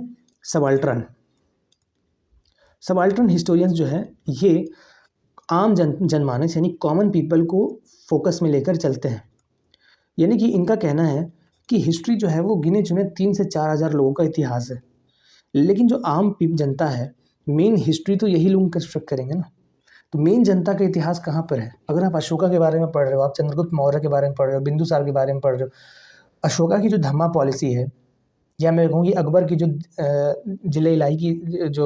दीन इलाही की जो पॉलिसी है, अकबर की जो राजपूत के थ्रू जो राजपूत पॉलिसी है, ये सब जो ग्राउंड लेवल पर इम्प्लीमेंट हुआ है, इससे आम जनता पर कितना फ़र्क पड़ा, ये जानना ज़्यादा ज़रूरी है। और इससे हम लोग रियल हिस्ट्री कंस्ट्रक्ट कर पाएंगे कि क्या अशोका का धम्मा पॉलिसी उस गांव के लिए फ़ायदेमंद था, या उस गांव को जो है अशोका की धम्मा पॉलिसी से नुकसान हुआ। And here the picture comes in the subaltern for the subaltern historians में एक ही नाम है, रंजीत गुहा, क्योंकि ये ज़्यादा हिस्टोरियंस जो है चल नहीं पाए, ये हिस्टोरियन जो है या फिर जो ही अप्रोच ज़्यादा चल नहीं पाया, इसका कारण यही है कि सबाल्टर्न हिस्टोरियंस को फंडिंग और लेजिटिमेसी देने का काम ना कांग्रेस गवर्नमेंट ने किया, ना प्रेजेंट डे गवर्नमेंट कर रही है, बिकॉज दोनों के जो है वो इरादे इस सबाल्टर्न हिस्टोरियन से पूरे नहीं हो रहे। तो इसीलिए सबाल्टर्न हिस्टोरियंस को ज़्यादा फंडिंग या लेजिटिमेसी मिल नहीं पाई। एक ही नाम है रंजीत गुहा, जिसको आपको ध्यान में रखना है। The next perspective of historian is Cambridge historians, जो कि लास्ट है। कैम्ब्रिज हिस्टोरियंस, कैम्ब्रिज हिस्टोरियंस जो है ये कॉलोनियल हिस्टोरियंस का एक रिवाइज्ड वर्जन है। देखो, जब तक ब्रिटिश गवर्नमेंट थी तब तक जो हिस्टोरियंस हैं वो कॉलोनियल गवर्नमेंट के लिए काम कर रहे थे, लेकिन जैसे ही 1945 में वर्ल्ड वॉर होता है, 1945 में वर्ल्ड वॉर होने के बाद ब्रिटेन में जो है गवर्नमेंट चेंज होता है, लेबर पार्टी की गवर्नमेंट आती है और लेबर पार्टी के जो प्रेसिडेंट बनते हैं, प्राइम मिनिस्टर बनते हैं, that is Clement Attlee. And this Clement Attlee, ये क्लेमेंट एटली जो है ये कॉलोनियलिज्म के खिलाफ थे, ये डी कॉलोनियलिज्म के सपोर्टर थे, जस्ट लाइक अमेरिका। तो डी कॉलोनियलिज्म के अगर आप सपोर्टर हो तो आप जो है वो कॉलोनियल हिस्टोरियंस को ना फंडिंग करोगे, ना आप लेजिटिमेसी दोगे। तो इन्होंने जो है वो एक नई हिस्टोरियंस या फिर एक नए अप्रोच की शुरुआत की, जिसे कहते हैं कैम्ब्रिज अप्रोच। और इसमें जो है सिर्फ एक नाम इंडिया के लिए है, दैट इज ए.एल. बशम। ए.एल. बशम ने जो है किताब लिखी the wonder that India was. तो यहाँ पर आप नाम से ही पढ़ सकते हो कि इसमें जो है वो इंडिया के बारे में अच्छी मीठी मीठी बातें जो है वो लिखी हुई होंगी। तो इसका कारण यही है कि जो कॉलोनियल वर्जन्स ने इंडिया की हिस्ट्री को डिस्टॉर्ट किया, क्योंकि वो करना ज़रूरी था। कॉलोनियल लोगों ने कहा कि हमें जो है वो करना पड़ा, क्योंकि हमें आपको जो है वो डिवाइड करना था, हमें डिवाइड एंड रूल की पॉलिसी चलानी थी, इसलिए हमें करना पड़ा। लेकिन अब चूंकि हम लोग जो है वो कॉलोनियल गवर्नमेंट से उभर गए हैं, डीकोलोनाइजेशन चल रहा है दुनिया में, तो अब जो प्रेजेंट एक्ट है उसके लिए हम लोग हमारी तरफ से जो है एक अपॉलजी है, and this is just an apology. Cambridge historians जो है वो एक अपॉलजी की तरह है for on the behalf of colonial historians. ठीक है, तो A L. Basham the wonder that India was बहुत अच्छी किताब है। इसके बारे में भी हम लोग जो है वो इससे भी कुछ पॉइंट्स हम लोग एंशियंट हिस्ट्री में इंक्लूड करेंगे, पर्टिकुलरली सोसाइटी के कुछ पॉइंट्स। ठीक है, so these are the historians. ये हिस्टोरियंस जो है ये बेसिकली सबसे इम्पोर्टेंट ये आपको समझना है कि जो हिस्टोरियंस होते हैं वो हमेशा उस गवर्नमेंट के लिए सपोर्ट करते हैं या उस गवर्नमेंट के लिए हिस्ट्री लिखते हैं जिस गवर्नमेंट से उनको फंडिंग मिलती है और जिस गवर्नमेंट से उनको लेजिटिमेसी मिलती है। एंड दैट्स वाई हिस्ट्री जो है हमेशा बाइस्ड रहेगा। ये सबसे पहली बार हेरोडोटस ने कहा था, जो कि फादर ऑफ हिस्ट्री भी माना जाता है। Herodotus somewhere around 4th century BC के दौरान ही वॉज देयर ग्रीस में, एंड हेरोडोटस जो है इसे फादर ऑफ हिस्ट्री कहा जाता है। इसने सबसे पहली बार कहा था कि history will always be biased, क्योंकि हिस्ट्री जो है वो हिस्टोरियन लिखता है, एंड हिस्टोरियन हमेशा जो है कोई ना कोई एक व्यू पॉइंट का होता है। या तो वो मार्क्सिस्ट होगा, या तो वो कैम्ब्रिज होगा, या तो वो कॉलोनियलिस्ट होगा, या तो वो नेशनलिस्ट होगा, या तो वो हिंदू हिस्टोरियन होगा। तो अगर कोई एक पर्सपेक्टिव से अगर आप हिस्ट्री लिख रहे हो, then you will always be biased. अगर हिंदू हिस्टोरियन है तो वो इस्लामिक रिलीजन के खिलाफ बाइस्ड रहेगा, तो इस्लामिक रिलीजन के बारे में बुरे बुरे बातें ही लिखेगा। अगर वो मार्क्सिस्ट हिस्टोरियंस है तो वो रिलीजियस एंगल नहीं दिखाएगा कि हाँ भाई रिलीजियस कट्टरता थी, हिंदू और मुस्लिम्स में कट्टरता रही है। ये बात हमें अल बिरूनी के अकाउंट से भी देखने को मिलता है कि हिंदू और मुस्लिम्स के बीच में एक दरार रही है। तो how can you say that कि नहीं, ये हिंदू मुस्लिम वाला कोई एंगल है ही नहीं, ये भी तो गलत हिस्ट्री है। सो दैट्स वाई हिस्ट्री को पढ़ना सबसे इंपॉर्टेंट ये नहीं है कि हिस्ट्री को पढ़ना है, सबसे इंपॉर्टेंट ये है कि हमें न्यूट्रल हिस्ट्री को पढ़ना है। एंड न्यूट्रल हिस्ट्री को पढ़ने के लिए आपको ये सारे के सारे हिस्टोरियंस के बारे में या फिर सारे के सारे अप्रोच के बारे में जानना होगा। colonial approach, nationalist approach, Cambridge approach, Marxist approach, and then subaltern approach, and then only you will be writing a neutral answer। और यही न्यूट्रल आंसर आपको एग्जाम में लिखना है, क्योंकि जहाँ पर आपका एक पॉलिटिकल बायस आ जाता है वहीं पर जो है एक एग्जामिनर समझ जाता है कि आप उस सर्विस के लिए जो है वो अभी फ़िलहाल के लिए तैयार नहीं हो। तो चूँकि आप कोई भी एग्ज़ाम देते हो, COPSC या फिर स्टेट पब्लिक सर्विस कमीशन, वहाँ पर आपको एक एडमिनिस्ट्रेटर के तौर पर बिठाया जाता है। तो अगर आप एडमिनिस्ट्रेशन के तौर पर वहाँ पर एडमिनिस्ट्रेटर के तौर पर बैठे हो तो आप बायस नहीं हो सकते किसी रिलीजन को लेकर या किसी सेक्ट को लेकर या किसी एथनिसिटी को लेकर। और अगर आप बायस्ड हो तो फिर समझ लो कि देश जो है वो फिर आप जो है गर्थ में लेकर जाओगे। तो ये चीज़ जो है वो हमें समझनी है। इसीलिए हिस्ट्री को जो है समझने के लिए हम लोग क्या करते हैं, हम लोग जो है हिस्ट्री को समझने के लिए we divide history into 4 parts. ये हम लोग जो है 4 तरीके से हिस्ट्री को समझते हैं। एक पॉलिटिकल हिस्ट्री, एक सोशल हिस्ट्री, एक economic history, and then there comes cultural history. Political history, social history, economic history and cultural history, these are the approach of study of the history. तो आप कोई भी एक पीरियड उठाओ, suppose आपने जो है वो वैदिक पीरियड उठाया या मॉडर्न पीरियड उठाया, सपोज मॉडर्न पीरियड में जो भी पॉलिटिकल हिस्ट्री है वो आप पढ़ो। तो पॉलिटिकल हिस्ट्री पढ़ने के लिए आपको क्या पढ़ना होगा? सबसे पहले तो जो पॉलिटिकल हिस्ट्री यानी कि सबसे पहले तो आपको किंग्स की क्रोनोलॉजी पढ़नी होगी, कौन कौन से किंग्स हुए, पहले कौन हुआ। जैसे फॉर एग्जांपल मॉडर्न आपने उठाया तो सबसे पहले आपको ये पढ़ना है कि चंद्रगुप्त मौर्य जो है वो फाउंडर रहे, then came Bindusara, then came Ashoka, then उसके बाद जो है वो लास्ट रूलर जो है प्रियव्रत रहा, जिसे पुष्यमित्र शुंग ने जो है वो बाद में मार डाला। इसके अलावा किंग की जो एडमिनिस्ट्रेशन है उसे आपको ध्यान में रखना है। और जैसे फॉर एग्जांपल मॉडर्न एडमिनिस्ट्रेशन के बारे में सबसे दो अकाउंट हमें जो है वो रिलायबल इन्फॉर्मेशन देते हैं। इनफैक्ट रिलायबल में नहीं कह सकता, कुछ दो अकाउंट से हम लोग इन्फॉर्मेशन लेते हैं, कितना बायस्ड है कितना रिलायबल है वो हिस्टोरियंस डिटरमाइन करते हैं। फर्स्ट वन इज मेगास्थनीज का इंडिका और दूसरा इज दी चाणक्य का अर्थशास्त्र। तो दोनों किताब से जो है वो हमें एडमिनिस्ट्रेशन ऑफ मॉडर्न किंगडम की जानकारी मिलती है। थर्ड इज दी किंग की पॉलिसीज़। किंग की पॉलिसीज़ डिटरमाइन करती है कि किंग जो है वो किस तरह से रूल करेगा या किंग का जो रूल है वो कितने साल तक चलेगा। ठीक है, तो उसके बारे में जो है हमें इन तीनों चीज़ों के बारे में हमें पॉलिटिकल हिस्ट्री में पढ़ना होता है। सोशल हिस्ट्री जो है, पहली बात तो अगर हम लोग एंशंट की बात करें तो जैसे हमने मॉडर्न पीरियड उठाया, तो मॉडर्न पीरियड में सबसे इंपॉर्टेंट है कि पोजीशन ऑफ वर्ण, अलग अलग वर्ण की पोजीशन क्या रही है, यानी वर्ण के माने कि ब्राह्मण की पोजीशन क्या रही है, क्षत्रिय की पोजीशन क्या रही है, शूद्र की पोजीशन क्या रही है और वैश्य की पोजीशन क्या रही है इन दी मॉडर्न एम्पायर। इसके अलावा जो वर्ण सिस्टम के बाहर आते हैं जिनको कहते हैं अनटचेबल्स, अनटचेबल्स की पोजीशन जो है वो क्या रही है मॉडर्न एम्पायर में, position of untouchables. In fact position of women, position of women जो है ये हमें हर एक पीरियड का देखना है, modern, Vedic, Gupta, post Gupta, Harshavardhana, then comes medieval, Delhi Sultanate, Mughals, हर एक पीरियड का हमें पोजीशन ऑफ वुमेन नज़र रखना है। अगर हम लोग मीडिएवल सोसाइटी की बात करें तो मीडिएवल सोसाइटी में जो है वो मुस्लिम सोसाइटी, यानी कि मुस्लिम सोसाइटी में भी जो है वो जाति होती है। तो मुस्लिम सोसाइटी में जो जाति होती है, दिस जाति लाइक फॉर एग्जांपल अशरफ, जिसको शरीफ भी बोलते हैं, है ना। इसके अलावा अजलफ और एक है सॉरी अशरफ, अतरफ एंड एक है अजराल। तो अशरफ जो कि सबसे प्रोमिनेंट कास्ट है इन मुस्लिम्स, इनकी कंडीशन कैसी है, अतरफ इनकी कंडीशन कैसी है, और जो लोअर कास्ट यानी अजराल है इनकी कंडीशन कैसी है, ये सब की कंडीशन जो है वो हमें सोशल हिस्ट्री में पढ़नी रहती है। Then comes about the economic history. तो इकोनॉमिक हिस्ट्री जो है इसमें हम पढ़ते हैं बेसिकली कि एग्रीकल्चर जो है वो किस तरह से, या मैं कहूँ कि एग्रीकल्चर जो है क्या वो फ्लरिशिंग है या एग्रीकल्चर डिक्लाइन में है, क्योंकि कोई भी किंगडम का एक बेस होता है एग्रीकल्चर। बिना एग्रीकल्चर के आज भी अगर हम और आप दोनों जो है वो पढ़ रहे हैं, पढ़ा रहे हैं, तो फिर इसका मतलब ये है कि we know that food is available in India, food हमारे पास अवेलेबल है। जिस दिन हमें जो है वो ये पता चला कि फूड जो है वो अवेलेबल नहीं है, then we will all go to the agriculture. तो एग्रीकल्चर जो है वो हमेशा सबसे इंपॉर्टेंट एक्टिविटी रही है। एग्रीकल्चर अगर स्ट्रांग है then only other economic activity will prevail in your kingdom. तो एग्रीकल्चर जब सरप्लस होगा तो एग्रीकल्चर सरप्लस में से ही कुछ लोग जो है वो शहर की तरफ जाएंगे काम धंधा ढूंढने, दूसरा काम करने, that is craft and industry. तो क्राफ्ट एंड इंडस्ट्री की जो है वो हालत उस पीरियड में कैसी रही है ये भी हमें देखना है।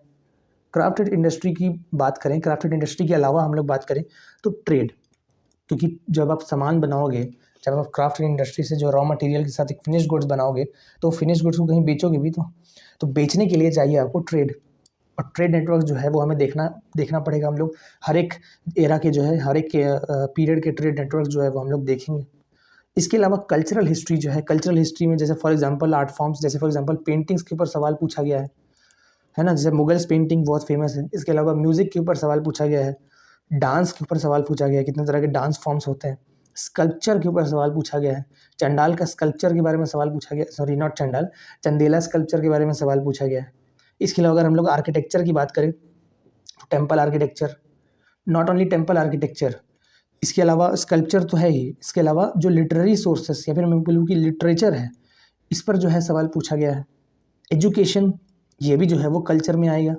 इसके अलावा रिलीजन, ये भी तो कल्चर में आएगा। And development of science, science and technology जो है वो कैसी रही उस पीरियड में या उस एरा में, ये भी कल्चर में आएगा। तो culture, when I talk about culture I mean these things.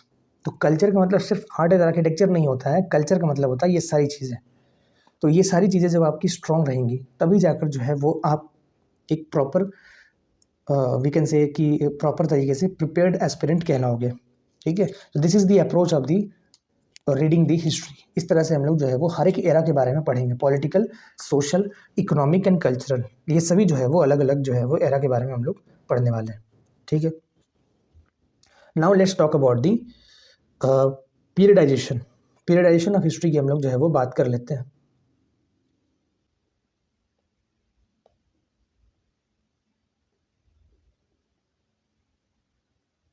यहाँ मैं लिख देता हूँ। हाँ सी, थोड़ा सा जो है इस स्पेस में दे नहीं पाया ज़्यादा, मुझे ज़्यादा स्पेस देना चाहिए, बट नो वरीज। ठीक है, पीरियडाइजेशन की हम लोग थोड़ा सा बात कर लेते हैं। सबसे इम्पॉर्टेंट, पीरियडाइजेशन जो है वो हम लोग करते क्यों हैं, इस पर बात करने से पहले लेट्स सी दी टाइमलाइन। आज के समय जो हम लोग कैलेंडर फॉलो करते हैं, दैट इज़ क्रिश्चियन कैलेंडर, उस हिसाब से आज के समय जो हम लोग हिस्ट्री पढ़ रहे हैं उसकी टाइमलाइन क्या है। तो सबसे इम्पॉर्टेंट है कि टुडे, यानी कि अभी जो है वो फेब का मंथ चल रहा है, 2026 फरवरी मंथ, 2026 फेब मंथ में जो है मैं ये लेक्चर ले रहा हूँ।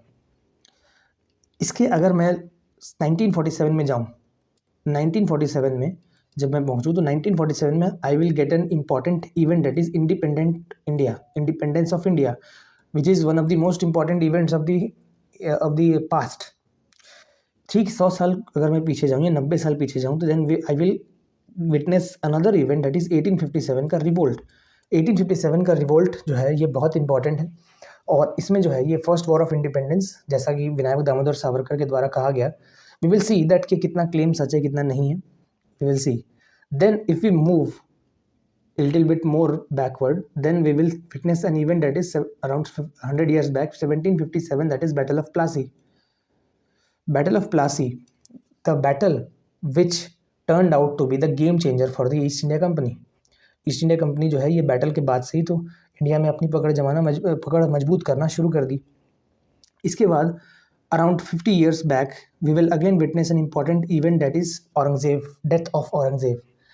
1707 में the greatest ruler Aurangzeb, Mughal empire greatest ruler Aurangzeb जो है जब मरता है, then he left India with the territory from Kashmir, not Kashmir, from the Afghanistan till the Kaveri river, and from Himachal Pradesh till the Bengal region. So this much amount of territory, लगभग पूरा का पूरा अखंड भारत इसने जो है वो मुकम्मल हिंदुस्तान इसने जो है वो कैप्चर करके रखा था। And after his death around 50 years में जो है वो क्या हुआ, जो इंडिपेंडेंट स्टेट्स हैं वो राइज हो गए, राइज ऑफ इंडिपेंडेंट स्टेट्स जो कि मॉडर्न हिस्ट्री का पार्ट है, will witness into that. Independent state rise हो गए, एंड इंडिपेंडेंट स्टेट्स के साथ साथ कुछ सक्सेसर स्टेट्स भी जो है वो हमें देखने को मिलता है, और कुछ रेबल स्टेट्स भी हमें देखने को मिलता है, जो कि हम लोग मॉडर्न में बात करेंगे, not right here. But 1787 is the year of the death of Aurangzeb, which is a game changer for the Indian history.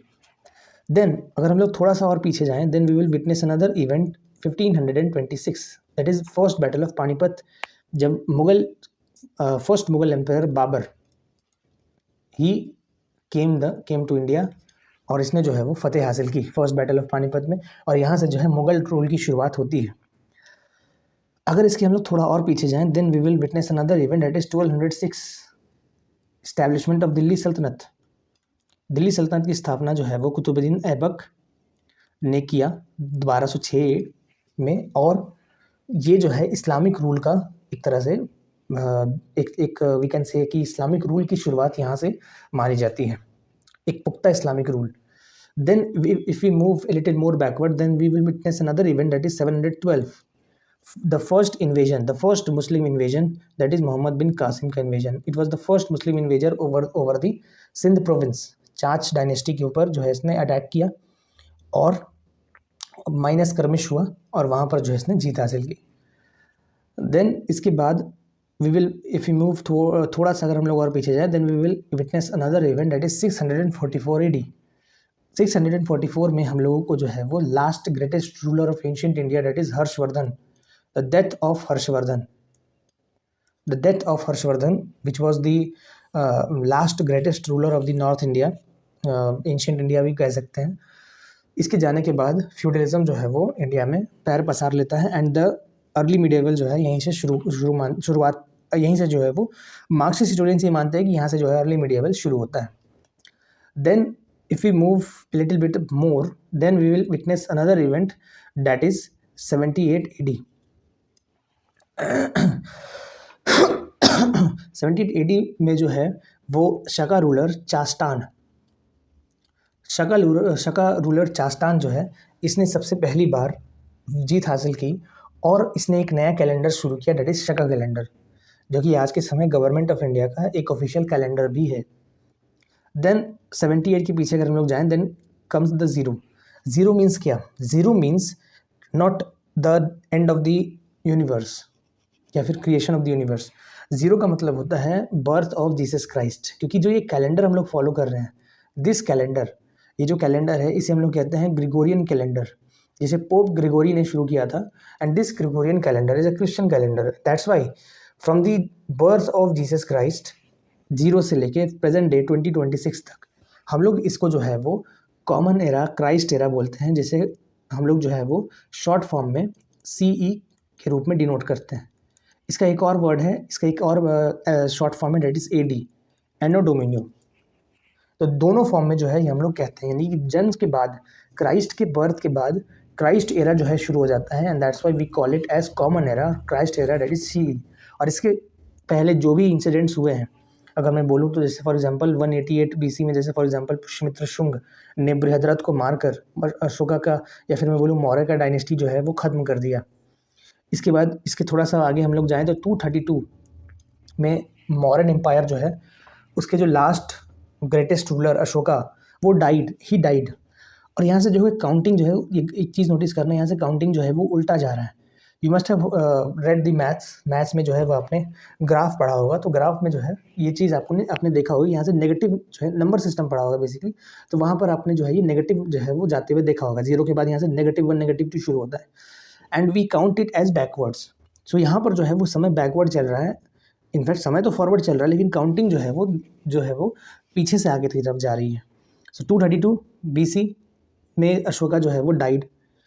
And why we are calling it BC, before Christ, या फिर मैं बोलूँ before common era, because the Jesus Christ के जन्म से पहले जो है ये सारी घटनाएं हो रही थी. And that's why we are calling it as BCE. ठीक है, 232 BCE में अशोका जो है वो died. Then if you move little bit of more backward, then we will witness another event, that is 321 BC. 321 BC में मौर्यन एम्पायर के जो founder है Chandragupta Maurya, he led the foundation of the Mauryan empire. तो चंद्रगुप्त मौर्य 321 BC में कोरोनेशन होता है इनका and he establish the Mauryan dynasty. Then इसके बाद अगर हम लोग थोड़ा सा और पीछे जाएं, then we will witness another event, that is 518 BC. 518 BC में सबसे पहली बार इंडिया में अगर कोई इन्वेजन होता है तो ये हम लोगों को सबसे पहला इन्वेजन दिखता है डेरियस का. डेरियस द ग्रेट का इन्वेजन जो है हम लोगों को 518 BC में नज़र आता है. ठीक है, इसके थोड़ा सा हम लोग और पीछे जाएं तो 600 BC में हमें जो है वो सबसे फर्स्ट महाजनपद पीरियड जो है वो नज़र आता है. टोटल 16 महाजनपद हैं. We will read them in greater details. 16 Mahajanapada में जो है बाद में जाकर मगध एम्पायर जो है धीरे धीरे जो है वो एक एम्पायर बनता है. 16 महाजनपद को सबको हराकर it became the largest empire on the Indian subcontinent. तो महाजनपद पीरियड 600 से शुरू होता है. अगर हम लोग 600 के थोड़ा सा और पीछे जाएं, then comes a timeline, that is 1500 BC जो है ये आता है. 1500 BC जो है ये माना जाता है दी स्टार्टिंग ऑफ द वैदिक एज. वैदिक एज की शुरुआत जो है वो 1500 BC में मानी जाती है. एंड इसके भी अगर हम लोग थोड़ा सा पीछे जाएं, then we witness another important year, that is 3300 BC. 3300 BC जो है ये माना जाता है the start of the Harappan civilization. Mature Harappan civilization की बात नहीं कर रहा मैं, beginning of the Harappan civilization. Mature Harappan civilization lies between 2700 BC to 1300 BC, but 1800 BC. But Harappan civilization की जो डेडलाइन है वो 3300 BC से 1300 BC तक है. ठीक है, तो ये सब चीज़ें जो है, this whole thing is called the timeline. और ये टाइमलाइन किस कैलेंडर के बेसिस पर है? It is on the basis of the Gregorian calendar, and यही कैलेंडर को आज हम लोग जो है वो फॉलो करते हैं, and that's why we will be doing all this. तो यहाँ पर जो है जितने भी जीरो के बाद जितने भी नंबर्स मैंने लिखे हैं इसके बाद यहाँ पर लगेगा AD। आप AD लगाओ या C लगाओ, बात एक ही है, ठीक है। AD यहाँ पर भी AD होगा, यहाँ पर भी AD, तो everywhere you will put AD।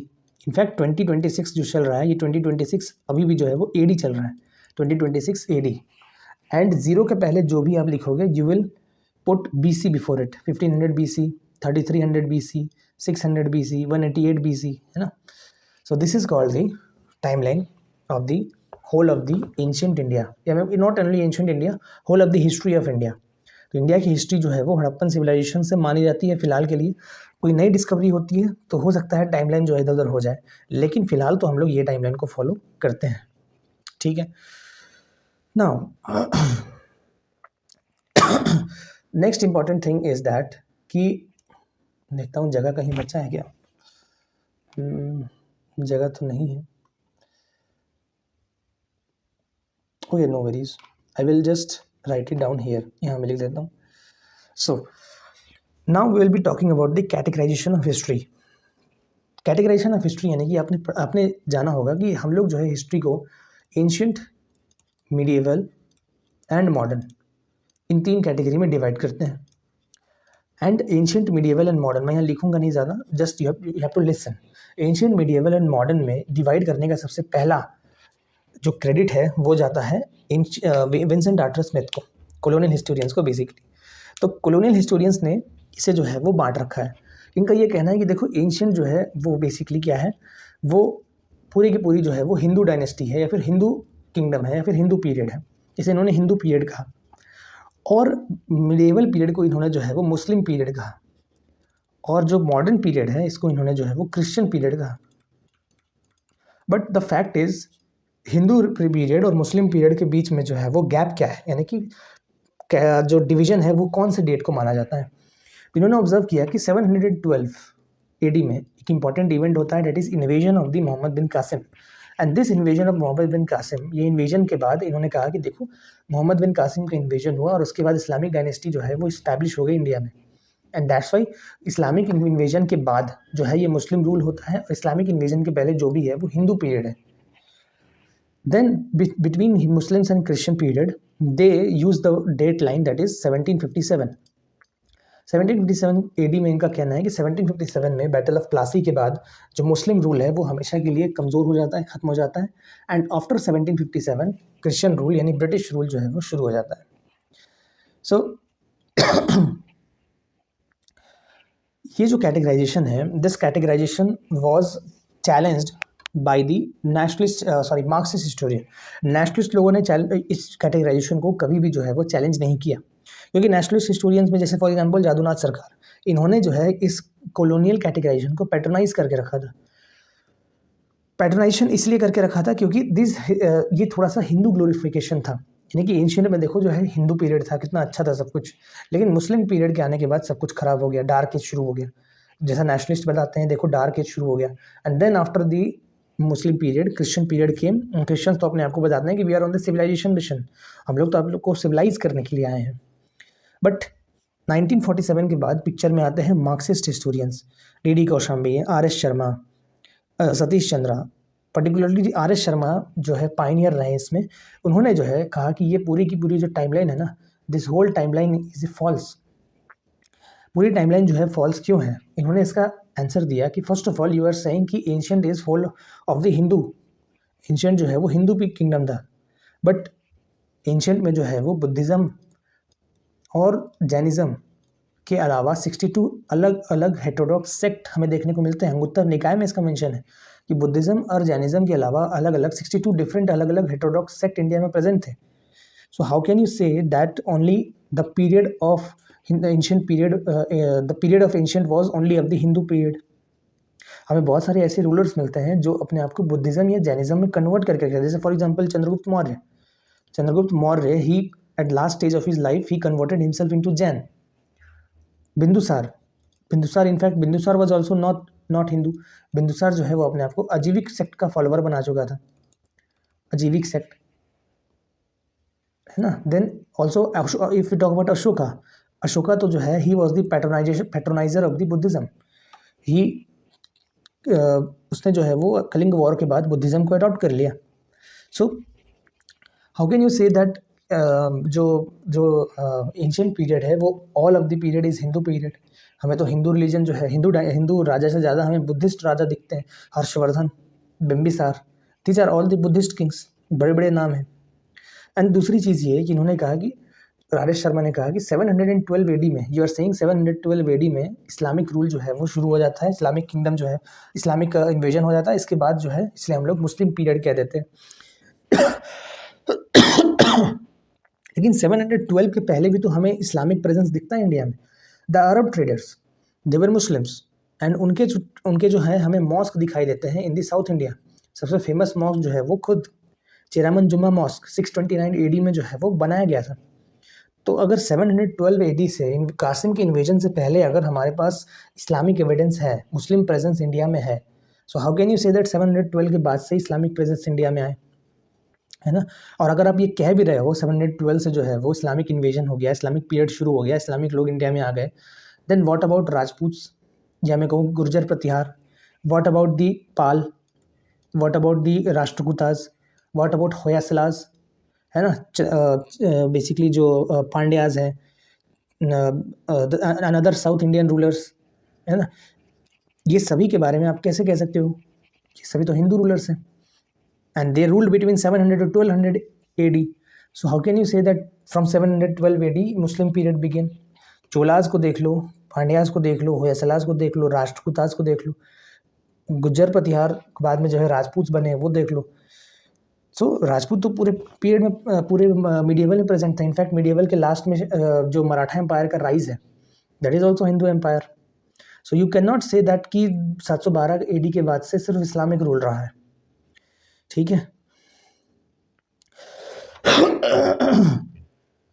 तो that's why R S. Sharma was the first in, और we can say the pioneer in challenging the categorization. ये जो कैटेगराइजेशन आपने कर रखा है कॉलोनियल लोगों ने एंशिएंट मिडिएवल मॉडर्न में, इनफैक्ट हिंदू मुस्लिम क्रिश्चियन में, इसको चैलेंज करने का काम जो है वो हर्षवर्धन ने किया, सॉरी मार्क्सिस्ट ने किया। एंड मार्क्सिस्ट ने जो है सिर्फ चैलेंज नहीं किया, they also gave the categorization. Marxist categorization जो है वो बेसिकली एक रैशनल बेसिस पर इन्होंने दिया। इनका कहना था कि देखो इंडिया जो है वो हमें एंशिएंट पीरियड जो है वो दिखता है up till Harshvardhan 644 AD। 644 AD तक जो है वो हमें जो जो हर्षवर्धन का पीरियड है वो नज़र आता है। मार्क्सिस्ट हिस्टोरियन जो है एंशिएंट मीडिएवल मॉडर्न को डिवाइड करते हैं on the basis of integration disintegration of India. इनका कहना है कि देखो सबसे पहली बार भारत ट्राइब जो इंडिया में आई, इन्होंने जो है वो आर्यन इस्टेब्लिशमेंट किया, या फिर ये जो इन्होंने जो है वो सबसे पहली बार जो है वो किंगडम इस्टेब्लिश किया, और उसके बाद हमें जो है महाजनपद देखने को मिलता है। देन उसके बाद मॉडर्न एडमिनिस्ट्रेशन शुरू होता है, and whole pan India start to integrate. And Ashoka के टाइम पर जो है पूरे की पूरी इंडिया को उसने जो है वो इंटीग्रेट किया। But what after Ashoka? Ashoka died in 232 BC, and after the death of Ashoka, whole of his kingdom got disintegrated. And last में पुष्यमित्र शुंग ने बृहद्रथ को मारकर अपनी एक नई डायनेस्टी शुरू की, शुंग डायनेस्टी। एंड देन उसके बाद जो है उसी एरिया में कानवा डायनेस्टी आई, साउथ इंडिया में सातवाहनास का रूल चल रहा था, and whole of the India got disintegrated. But Gupta rulers ने फिर से जो है वो इंडिया को वापस यूनिफाई करने का काम किया।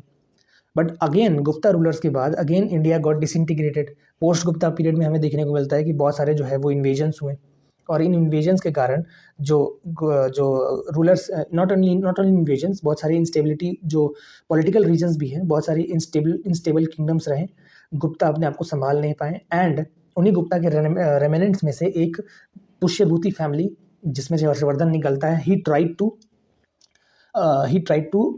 कंसोलिडेट द इंडिया, बट वो नहीं कर पाया, अलग बात है, but he tried to consolidate the whole of the India, pan India. And that was the last moment in the whole of the ancient period when we get an evidence to consolidate the India। हमें एक evidence मिलता है कि किसी ruler ने जो है वो कंसोलिडेशन करने की कोशिश की, and that's Y 644 AD is considered as the end of ancient but not the beginning of the medieval। इसके बाद जो फ्यूडलिज्म का जो प्रोसेस है, मार्क्सिस्ट हिस्टोरियन ये कहते हैं कि इसके बाद फ्यूडलिज्म जो है वो शुरू हो गया। एंड दिस फ्यूडलिज्म, ये फ्यूडलिज्म शुरू क्यों हुआ? लैंड ग्रांट के कारण। लैंड ग्रांट मैं बताऊंगा डिटेल में in the ancient period, but feudalism began with the land grants, and land grant के बाद जो ये फ्यूडलिज्म का प्रोसेस शुरू हुआ, ये फ्यूडलिज्म का प्रोसेस जो है ये लगभग 700 से लेकर 1200 AD तक रहा। And this period is categorized by Marxist historian as early medieval, क्योंकि इस पीरियड के दौरान हमें जो है वो सिर्फ और सिर्फ फ्रेगमेंटेशन, डिसइंटीग्रेशन ही देखने को मिलता है। गुर्जर प्रतिहार, पाल, राष्ट्रकूट में बढ़ गए पूरे इंडिया। उसके बाद जो है वो Gurjara Pratihara again broke into various dynasties. Pala dynasty जो है वो खत्म हो गई, सेन डायनेस्टी आ गई, राष्ट्रकूटाज भी डिसइंटीग्रेट हो गए, है ना। So in this period we only witness the fall of the unity of the India, and बहुत सारे छोटे छोटे स्मॉल किंगडम्स जो है, सिटी बेस्ड स्टेट्स जो है वो आ जाते हैं हमारे पास। देन इस्लामिक रूल जो है वो 1206 से कुतुबुद्दीन ऐबक ने जो है वो शुरू किया, and that was the first time जब वापस से जो है वो इंडिया को कंसोलिडेट करने का काम जो है वो शुरू हुआ। And after that Alauddin Khilji also tried, सबसे पहली बार मुकम्मल हिंदुस्तान का सपना अलाउद्दीन खिलजी ने देखा, and he also did something. उसने बंगाल का जो एरिया है उसे छोड़कर जो है रेस्ट ऑफ इंडिया, पर्टिकुलरली जो देवगीर तक का जो पार्ट है वो उन्होंने जो है वो कंकर किया। The eastern India he left, उसका रीज़न हम लोग एंशिएंट में जानेंगे, मीडिएवल में पढ़ेंगे, but the ancient India, the western India he has captured, the north western frontier तक जो है इसने कैप्चर कर रखा था।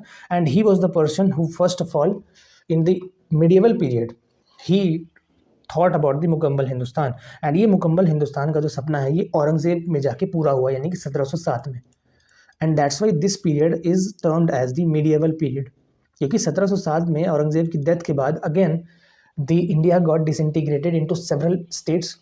बंगाल अलग हो गया, अवध अलग हो जाता है, सिख अलग हो जाते हैं, राजपूत अलग हो जाते हैं, मराठास अलग हो जाते हैं। इसके अलावा जो त्रावणकोर है, कोचिन है, देन हैदराबाद के निज़ाम है, इसके अलावा जो सदर्न स्टेट्स हैं, है ना, ये सभी जो है वो निज़ाम अलग हो जाते हैं। देन टीपू सुल्तान का स्टेट अलग हो जाता है। Then whole of the India got fragmented again, and whole of the India got fragmented again and again. ये जो 1707 के बाद जो फ्रैगमेंटेशन शुरू होता है, इस फ्रैगमेंटेशन को वापस से जो है जोड़ने का काम जो है वो कौन करता है? Britishers. And that's Y from 1707 till 1947 this period is considered as modern period, is considered as the modern period। समझ में आया? So this is the periodization of the history according to the Marxist perspective। और ये perspective जो है 2014 के पहले चल भी रहा था, बट व्हाट हैपेंड आफ्टर 2014 के बाद the Hindu government, nationalist government came in the power, and nationalist government do not consider the end of the ancient in 647। they say that देखो हिंदू रूलर्स तो 1200 तक थे ना, हिंदू रूलर्स का जो हमें एविडेंस है वो 1200 AD तक मिलता है, इनफैक्ट 1206 तक मिलता है। सो दे कंसिडर द एंशियंट, हम लोग यहाँ 644 यानी 1500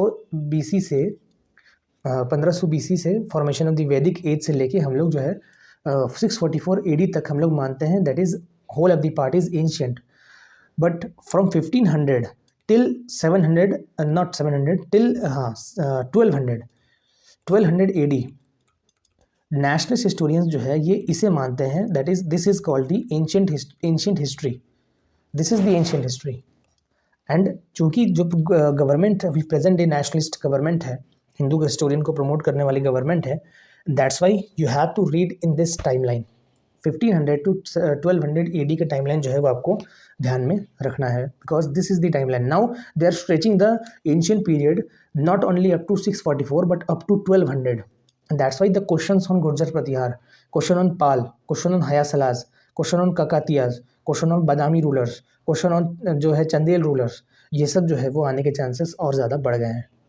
ठीक है, and that's why we will dwell upon this whole thing in a sequence manner.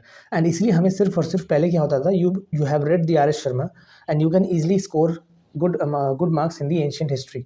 But what have happened again, अभी फ़िलहाल रिसेंटली जो है वो क्या हुआ है, लगभग 2-3 सालों से the trend has changed. Now you need to have the perspective of ancient history along with the perspective of the Hindu historian also. Hindu historians and Marxist historians, इस इन दोनों का पर्सपेक्टिव आपको जो है वो पता होना चाहिए। Then only you will basically score the marks. तो आपको जो है वो रूलर्स के नाम पॉलिटिकल हिस्ट्री पर ज़्यादा फोकस है, पॉलिटिकल हिस्ट्री के साथ साथ टेम्पल्स पे ज़्यादा फोकस है, and the history of Islamic rulers have been neglected. अभी जो है तुरंत कुछ दिन में तो मुझे लगता है कि मीडिएवल से क्वेश्चंस आना भी बंद हो जाएंगे, बट मीडिएवल्स मतलब मुगल्स एंड दिल्ली सल्तनत से क्वेश्चन जो है धीरे धीरे कम हो रहे हैं। But again but I will say कि जो सेंट्रल गवर्नमेंट या फिर जो गवर्नमेंट जिस तरह से एग्ज़ाम्स कंडक्ट करवा रहा है, we have to go upon that pattern only, क्योंकि हम लोग जो है हमें जो है एग्ज़ाम क्रैक करने से मतलब है, we don't want to be historians here. हमें जो है यहाँ पर जो है सिर्फ और सिर्फ एग्ज़ाम क्रैक करने से मतलब होना चाहिए। That's why we will do the same what the government wants. ठीक है, so again we will be, ये PDF मैं आपको शेयर कर दूंगा, don't worry about it. So in this lecture that was the introductory session. So in this introductory session what we read, first of all we read about the history, what is history, what are the perspective of the history, colonial perspective, then Marxist perspective, nationalist perspective, subaltern perspective, Cambridge historians, what are their limits, what are their plus points, negative points, we have कुछ ना कुछ हम लोग जो है बात कर लिए उस पर। then we have read about the periodization of the history, किस तरह से periodization हुआ है, then we have seen the timeline of the history, and then we have seen the new periodization, that is the ancient periodization from the eyes of the Hindu government या फिर Hindu historian। ठीक है, सो I hope this lecture को ये जो है वो समझ में आया होगा, एंड कोई भी डाउट्स आपको अगर होते हैं then you feel free to comment down below. ठीक है, I will definitely respond upon it, and I will make sure that ये सेशन जो है ये 15 से 20 वीडियोज़ में जो है ये ख़त्म हो जाए, not much more than that, because जितना एंशिएंट से सवाल आते हैं उस पर्सपेक्टिव में देखा जाए तो 15 to 20 वीडियोज़ इज सफिशिएंट। ठीक है, 15 to 20 वीडियोज़ में I will cover each and every topic along with each and every perspective of the historiography। ठीक है, so take care, have a nice day।